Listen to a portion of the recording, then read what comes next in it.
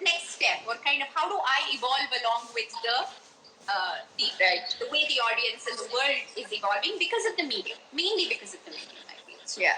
I think that's in part answered Akhila's question about watching Social Dilemma and what have you taken away from it. I think it's very ironic to watch Social Dilemma on your phone and then going back to Instagram and checking there and then coming and then figuring, okay, this is what's happening. I don't know. Like, I obviously know there are problems. I've figured out there are problems, but then I'm not sure. So there is obviously the detox. There are days that you're like, okay, I'm not going to look at the phone, or I don't want to get into what I'm doing. But I think it's become such an integral part of our lives, a lot of our lives. I know, Apurva, you're not very, very active because I found it hard to get you on the phone. And I'm very glad in a way. But I think it's suddenly become, for me, it's also because there are a lot of people who want to talk to you in a very genuine way, which, especially in a pandemic where you're sitting at home the whole day and you want that kind of conversation happening. It is a nice conversation to have when someone says, okay, how do I do this or how do I do that? I think it's a double-edged sword. It's something that if you don't use carefully, can be very harmful for your mental health, very harmful. Like Apurva was saying, there's this thing where you look at someone's video or a picture and you say, oh God, I can never be that. But you don't understand there's a lot. And I'm going to tell you something honestly here. I remember doing one of the performances where I have done portions. It's literally not even one entire item together, and you don't get to know it because it's edited. Yeah. So it's a very different thing to dancing on stage. Yeah. So and obviously the cutting happens and the editing happens because it gives the viewer a better experience of watching. Because suddenly you have a better side to watch. If it's Abhinaya, you go close up. But then you also know that it's getting cut. So I feel, especially when the pandemic gets over, we're all going to go back to stage. We're all going to go back to doing what we were doing because there's nothing like doing things live. There is nothing like having an energy from the audience when you're dancing on stage. And there's nothing like sweating it out and doing the entire thing and being in the zone. And here it's a lot more struggle also because you're wondering light, you're wondering, is my hand getting cut? Is my leg getting cut? It's a lot of things happening. So it's a very tricky thing. Like we're all here, we have no other option, so we're all going to do it. At a situation like this, you go with whatever is available and do whatever is available. But I don't think social media can ever take over watching someone perform live. That's something that just will not happen. Okay, we'll take one more question. Ticketed shows are a remarkable result of urbanization in Bangalore. How would you describe the patronage support for performing arts apart from this? I think there are a lot of people doing amazing work, and I just did Ananya's show and came back, so I'm going to talk about Raghavendra's show. It is so beautiful because in the basement of his house, he has set up an entire space for video today, which was not the same. And then when I walked in, he was telling someone else, I watched all these dancers and they were putting up all their saris behind in the background and trying to record things. So I thought, why not? I will just create the space for them. And like, what more do you want from someone who's, when he talks to you like you deserve this space. It's never in a thing of, I'm giving you an opportunity. So I think we have some very nice organizers who are doing things. And I think it's also nice to see a lot of young organizers today. There are a lot of youngsters getting into organizing and creating stuff, and they're doing crowdfunding, and it's beautiful. I think it's something that a lot, and especially when you see friends. I have friends where I'm very good friends with Kirtana, who organizes AVM in Bombay, and I see her struggle to get that kind of finances, but she does it every year after year. So it's actually nice. She went on to crowdfund and do so many things. So I think there are people doing it, and I think also because of social media, you have this extra advantage of knowing how things can be done. You can Google it, you can talk to people who know marketing. So people who are actually interested to organize, it's way more easier to organize in terms of doing things. I know the finances are hard, but I think in those terms, there's a lot more that's coming up today in terms of dancing. Absolutely. Would you like to take this? How do I know? How do I know if the learning is authentic or not? I'm not sure what your question is. I think I have a couple of questions before that. Yeah, you want to take one of them? So Sundari asks, we have so many versatile dancers who know more than one form of dance. How can we create our identity knowing a single dance form? How do you deal with it? Well, I don't know. Isn't that also a choice that you make? Because I don't really think it's a rule that you have to stick to, one dance form or the other. At least at the training level, so far as you don't allow the training to kind of confuse you, like where one bleeds into the other, which might be a problem. Because I remember Padmini aunty telling me this when I was young, because I wanted to learn Odissi, and in fact I did train in Odissi for about like a couple of years, a little less than a couple of years. But she just said, wait until a point. Just wait until your body has set enough, right, in one form, just so that you don't allow confusion in the way your body trains or your mind trains for it. I think training in multiple dance forms can only be a good influence to, the kind of dancer that you become, just in terms of what your body is capable of. And whether you want to stick to one and make that your identity is, I think, completely a matter of choice, honestly. Yeah, I hope that answers your question. Is Bharatanatyam only accessible to richer sections of the society? If yes, how do we remedy this? And is it important to extend the art form to all sections? From Saumya. Well, Saumya, it's true that it is an expensive art form to learn and to practice today. That is very, very true.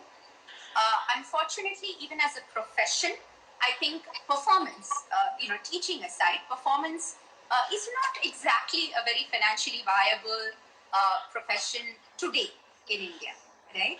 This absolutely has to change. It is a slow process. I think in terms of making learning accessible to all sections, there are so many wonderful dance schools and teachers who are doing that. I think we cannot take that away from them, and more needs to be done. Much more needs to be done, right? To not let money be a kind of a obstacle to access to good art. And I think the best of them are doing this, absolutely. But where the problem, I think, really comes in is when you decide to do it professionally, and then do you have are you able to take that risk? Because I think, unfortunately, today, it is a gamble, right? To become a performer, because you know that the graph is very slow. It's going to take you many, many years before you can find some semblance of a financial stability. Right now, the art form sort of absorbs more of the money, invest more money in it than you actually earn out of it, or it kind of is only like a circular thing. So if you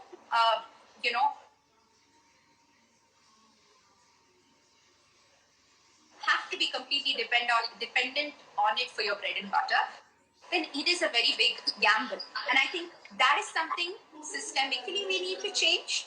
We need to, Shruti was talking about Bangalore and this attitude of buying tickets for performances, which I think is so essential.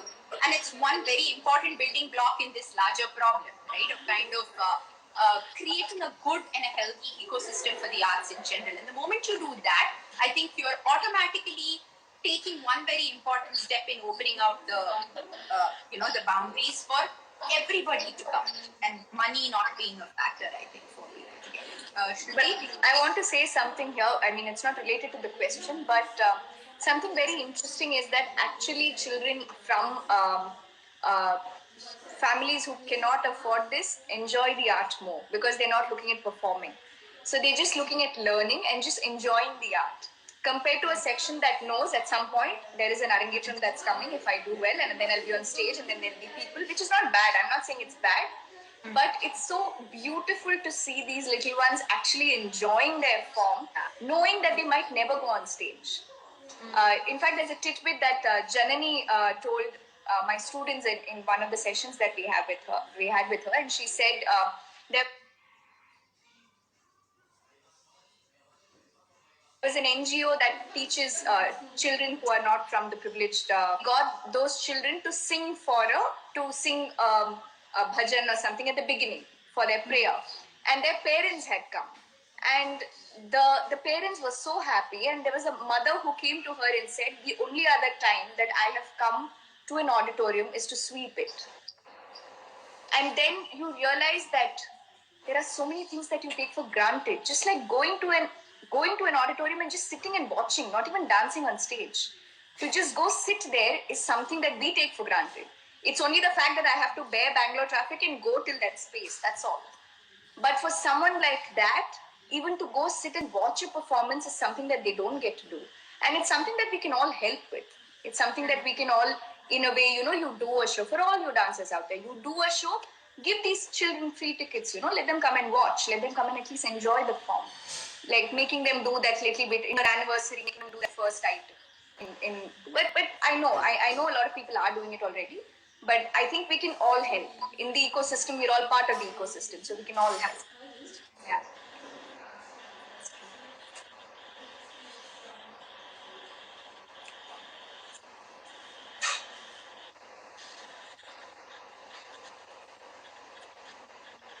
Do you see another question, Shruti, which is Yeah, I think there were quite a few on top that. Yeah, I think there's a question from Rachita. She says, "Why do you dance? Is dance as expansive as movement, or are the types of barneys and authenticity of choreography important?" Rachita, the reason why I dance has got nothing to do with Barney or choreography or, in fact, the content of the dance at all, right? Because all of that we're talking about, what is it that we perform? But I think, of course, I started dancing because it was something that was, for me, has always been like the most fun thing for me to do and something that I absolutely enjoyed. So that's like the plain simple answer. But why do I do dance professionally? I think it's because it's a profession or it's a space for me, I feel, where there is constant seeking. There is a constant movement towards a destination, and it's about that journey. It's not about a destination, right? It's not about where you arrive at and what you achieve, but how much more there always is. And I think that sense of something, right, the art form being so vast, with so much for you to explore, so much for you to to grasp, and that it's that constant sense of seeking and learning. I think that's the reason why I dance professionally now. But why I dance is simply because it makes me extremely happy. So for me, I think starting off is like most children, you're so fascinated with the form and you want to try. So that's how I started off. But for me, something very interesting is that my household was not very religious. So we were not like going to temples or lighting the lamp or doing anything of that sort. You just celebrate one or two festivals here. You know the basic stories. That's about it. I think dance suddenly gave me that opportunity of saying, talk to himself, talk to him yourself. Like there is a supreme being there. You can talk to, like you have direct connection. You don't need these things to go through. You can talk directly. So I think that for me is very interesting. And this has nothing to do with religion. I'm not saying I'm talking to a certain person, but that supreme power there, and for me to have that direct connect with him is beautiful for me. And I think that's the space that I go to in most places where you're doing things, where you're dancing and things like that. Apart from that, I think what Apurva said, to continue this. I think number one, I have to give credit to Pash. I was a very underconfident dancer. I was not sure. I think also a lot has to do with the fact that I was never really doing solos. I was only doing groups and stuff like that. I was never a confident person, so I didn't want to take it up professionally. But I think by default, it became profession after the wedding, and I'm glad it did.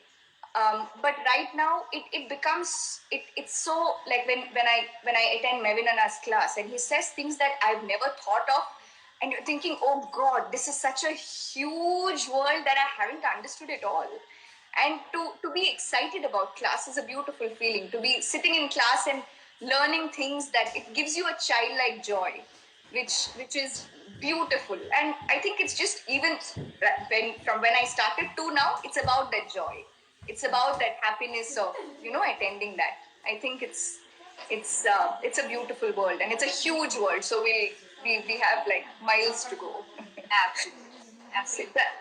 Today, also, just because you kind of mentioned it as well, this is something that I really want to ask you, and we probably have about 3-4 minutes left, so maybe we can, Okay. wrap up with this question, because you said it's very interesting, this idea of, dancing as a couple or dancing, versus dancing as a soloist, right? And because I think you and Parsh have both very, you have your very strong independent identities as dancers, and you have your personality as dancers is actually very distinct from each other. So, what do you think about, that balance? Do you strike a balance between being a soloist, couple dancer? Is that something that you have to kind of? Is it like a switch you have to make from one to the other, or is it something that's natural and organic? So we don't do too many duets. We've been working on trios for a while. I think, like you said, we are both very different dancers, and I think in a duet, you realize that, especially because we're both from a very different background. He's learned from a very different Barney, from different gurus. I have learned from a different guru. So we come from very different styles, different ways of thinking, and we don't want to force it together. There is a reason why it should be put together. So when you do something like a trio, it's his choreography and I'm executing it. And I'm more than happy executing it. But the minute you make it a duet and you're trying to come together, you're trying to work along certain lines. And then it at some point starts becoming restrictive for both of us uh, when you're enjoying yourself, especially in a solo. And I'm sure a lot of people know this about Parsh, but he is someone who loves to do his solo. So sometimes, even in the trio, you'd be doing something that's decided, and he'll go off into his own tangent of doing things. And that's beautiful when you do it in a solo, but now we figure how to deal with it. But I don't think there's a necessity of forcing the duet together when you are, as dancers, are so distinctively different. It's beautiful to go either way. And I since we didn't get married for dance, I don't think that creates trouble anywhere. Lovely. That's, I think, lovely answer. And Shruti, it's been wonderful talking to you. And once again, like you said, I mean, we have to thank Akhila and Ala for bringing us together.